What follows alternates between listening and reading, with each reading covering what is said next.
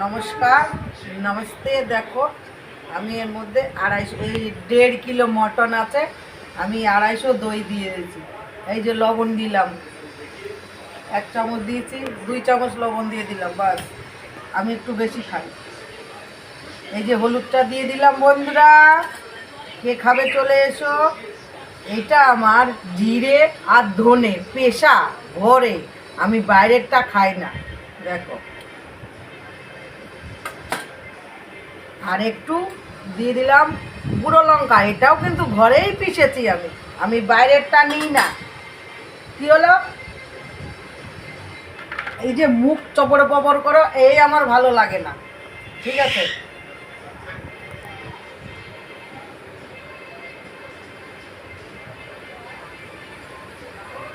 বন্ধ করে দাও। হ্যালো বন্ধুরা, দেখো, এটা নিয়েছি কাঁচা লঙ্কা, আদা, রসুন, এই 3টে জিনিস আমি পিষে নিয়েছি। এই যে সব কিছু, এটাও ঘরেই পিষলাম। একটু তিখা তিখা না হলে ভালো লাগে না। ঠিক আছে বন্ধুরা, আর এইবার দেব এই যে 1.5 কিলো কিন্তু মাংস, মটন। এইটা পেঁয়াজ, পুরো পেঁয়াজটা দেবো এতে। এইবার দেবো সর্ষের তেল, এর মধ্যে তো অনেক চর্বিও আছে। এই যে, এই দেখো। এইবার আমি এগুলো সব সরিয়ে দিয়ে ভালো করে একে মাখাবো। মাখিয়ে ফ্রিজে রেখে দেবো ঘন্টা ধরে।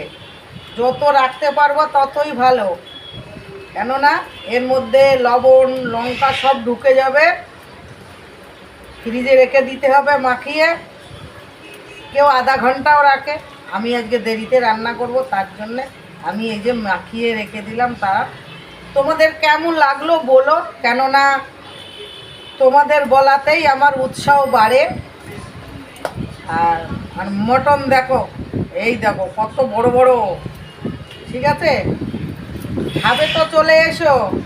আমার বাড়িতে আসলে আমি খাওয়াবো।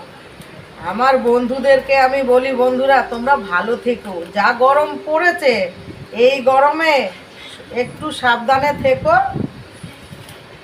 আমি এইটাই আশা করি আমার বন্ধুরা সবাই ভালো আছে, ভালো থেকো। এখন হচ্ছে এটা মাখিয়ে আমি রেখে দেবো। দেখো মাখানো হয়ে গেছে, কেমন লাগছে বলো তো বন্ধুরা। হ্যাঁ, এই যে লবণ পেয়ে গেল না, এই পেঁয়াজগুলো একদম নরম হয়ে যাবে। ঠিক আছে, আর 1 ঘন্টা আমি রেখে দেব ফ্রিজে, ম্যাগনেট হয়ে যাবে। তো ভালো থেকো বন্ধুরা।